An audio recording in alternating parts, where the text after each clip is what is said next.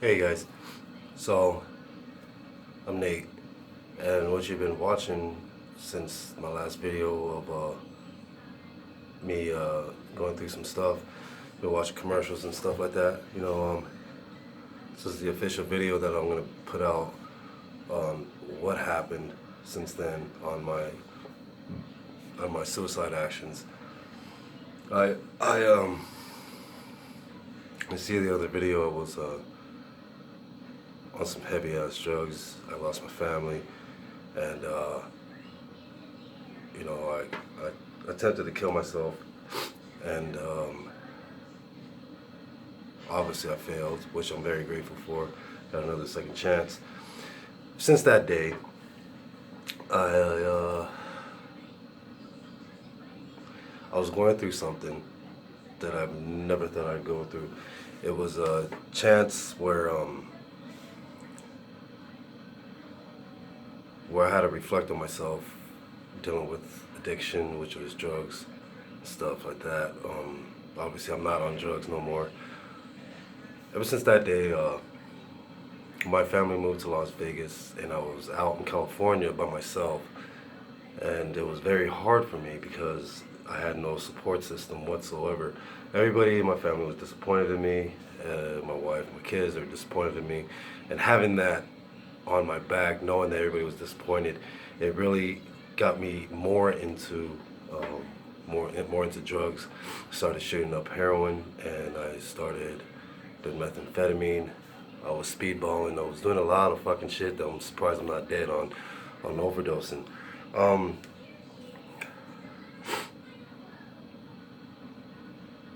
I can say now, since I'm sober, what I was going through. I felt like when I was by myself, I felt like everybody was like basically like that. It was like uh, the biggest disappointment on people, and you had to understand before all this, I had a social media where it was growing. I was managing a little bit over 1,000 people on advice, stock markets and stuff like that. I'm very good at that stuff. And then it just all went away because I gave up on it. I was just totally underneath the rock. I was like, fuck it, man. Everybody left. I'm by myself. Nobody understands where I'm coming from because of the fact that they don't want to know where I'm coming from because the situation I was in, the world that I was into is full of drug rehabilitations, all of that, and I felt abandoned. I felt my wife, my kids left me. I felt like I got betrayed. I felt like everybody in my family, my parents, my cousins and siblings and all that, were basically, to me, I was just towards them was just like, fuck you. You don't know where I'm coming from. You never got left by your own fucking wife for 18 years and your kids, that the only thing you've known was them. I was blaming everybody else besides blaming myself. I was like, oh, it's not my fault because, she left and took my kids, and it was, it was like, fuck you. I'm gonna do what I want, and I hope I die while I'm doing it. Very selfish of me.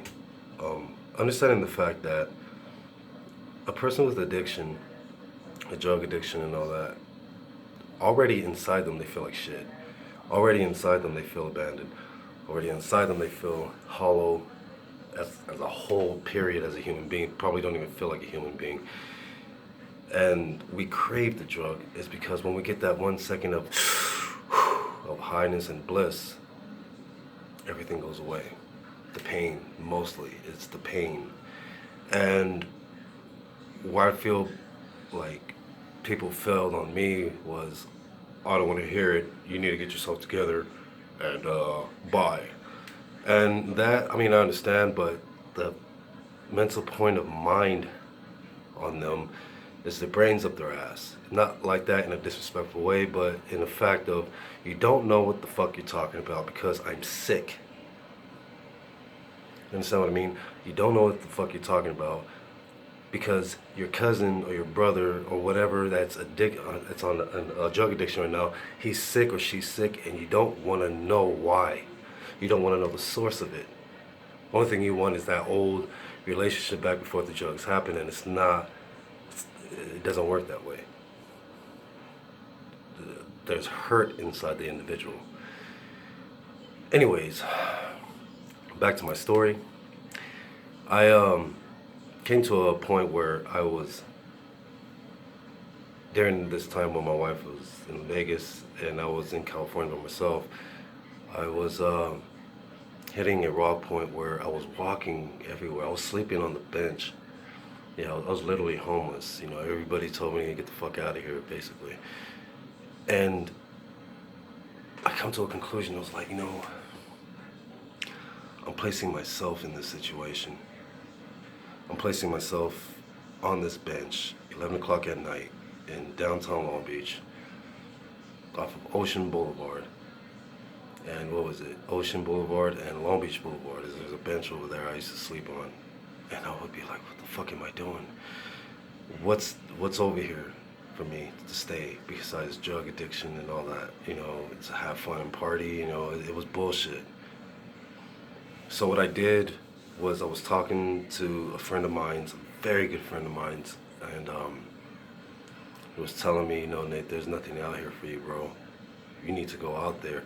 Even if you have to sleep on the streets of Vegas, you need to be where your family's at, where at least they know where you're at, they can see you, and they know that you're quitting because they can visually see it, And a lot of my family members, when I was getting advice, they were telling me to not do it. Why am I going to go out there and destroy their life?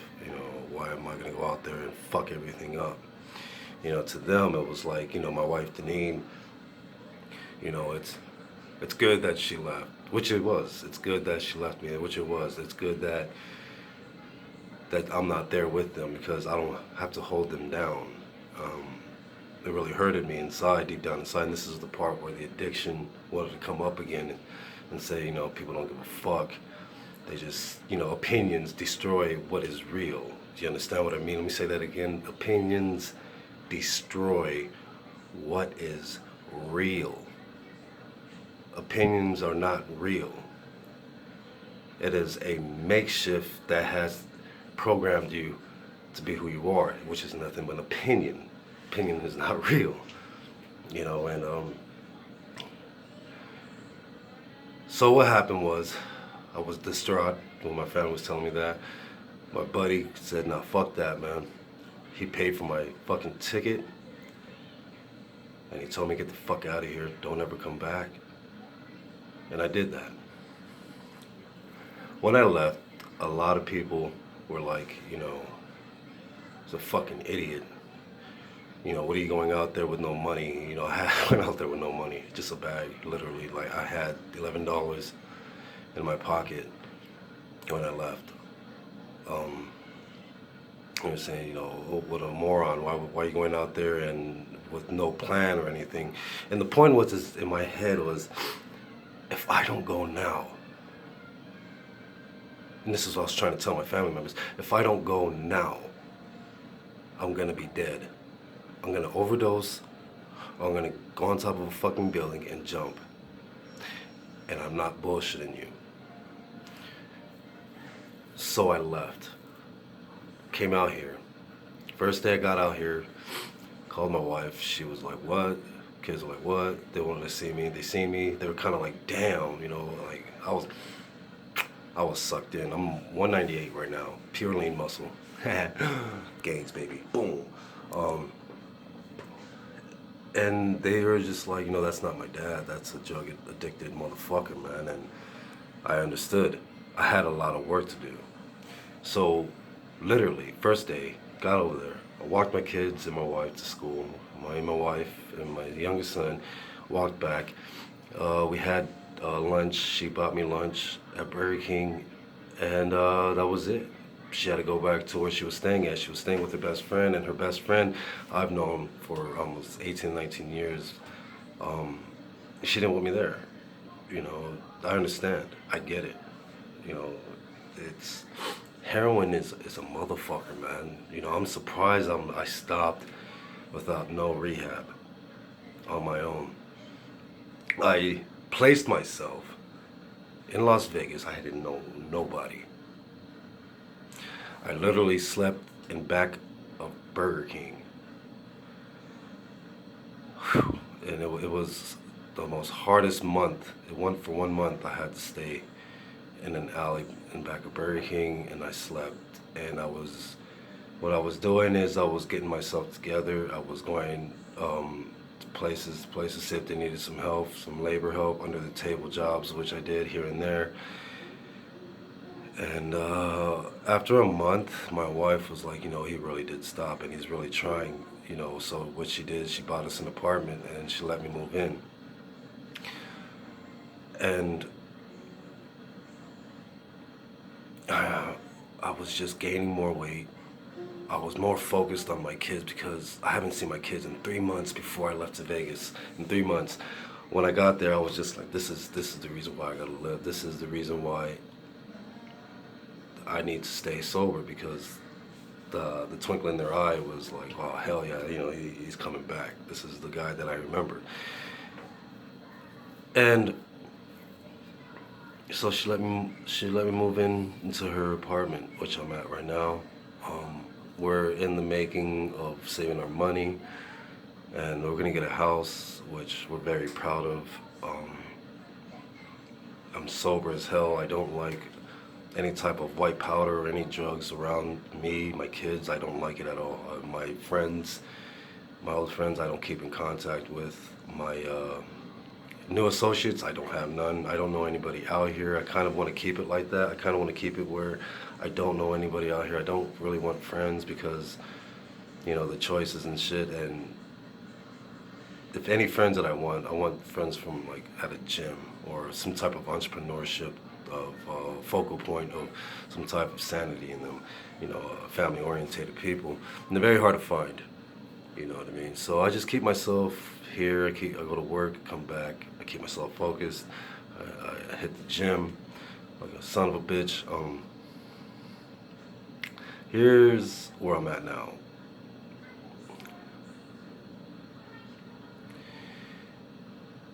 Addiction is a motherfucker, and when you're on it, a lot of your family members are not quite sure, like, you know, he's gonna go back on. He's a white zebra, basically, and the black stripes will come back. Still disappointment, you know. I'm November, December. I'm 3 months, 3.5 months sober now, and I don't talk to anybody in my family besides my mom. My dad's still disappointed in me. I don't really keep in contact with my cousins or, you know, siblings and all that, just because of the fact that I know deep down inside them, I know what they're thinking. And for all ex-addicts or addicted people that are on something, we know. I'm saying that again, we know how you guys really feel about us. And that right there kind of like keeps the 80% of people going back to drugs. It's because it hurts them. It hurts us. You know, it's a sickness, you guys. We have to understand it's a sickness in our society where we have to grasp of what's really going down in the source of the core. And a lot of people don't want to deal with that, don't know how to deal with it, and a lot of people just want to wish it away and say, well, this is my life. I don't need that in my life. When you don't understand, it's your own fucking brother that's on it, your own sister that's on it, your own cousin or whatever that's on it.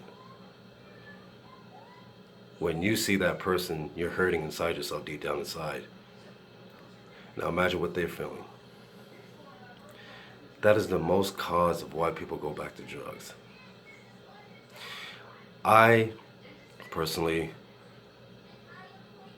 I kind of don't want to be around my family members, is because I can see it in their eyes, man. You know, I can really see it in their eyes how they really feel. And I don't need that around me right now. You know, I don't talk to them. I just really talk to my mom. That's it. You know, I don't associate myself with not negativity per se. It's not negativity. It's the subconscious seed that's inside the individuals when they give me the look. You know, that look. I'm not stupid. You know, a lot of addicts are not stupid. A lot of addicts are actually very smart fucking people. You know, like I said, it's just the source of the core inside them. So right now, I'm sober with my family. My wife's back in my life, about to have another child, and about to have 5 kids, which I'm very happy on. About to get a house in about a month. And I'm going to build up my social media again and work all over again. Start investing into some bitcoins and stuff like that that I've been looking at online. Um, Other than that, I keep myself focused. I keep myself at home, go to work, come back home. I don't have an urge or anything like that. Really, I don't. And that's where I'm at right now. Sober Nate, but trying to get everything back into social media and finance. We're okay at finance, but we're gonna get better. You know what I mean? If you know anybody with an addiction, lend out a helping hand, sit down and really listen. Don't listen to what your brain or your heart or whatever, the persona of the personality that has been programmed inside the mind, which you have been watching on television. All that has built you to the person you are. You know, if you don't know what I'm talking about, I really suggest you go check out Bertrand Russell, UG Krishnamurti, Jiddu Krishnamurti, Alan Watts, you know, people like that. They'll really give you an insight. Karen Horney on the psychoanalysis of the child, you know. But anyways, thank you for listening. Understand if you judge, and if you don't, thank you. If you know anybody that has an addiction, so maybe sometimes their cure is for you to listen. Thank you.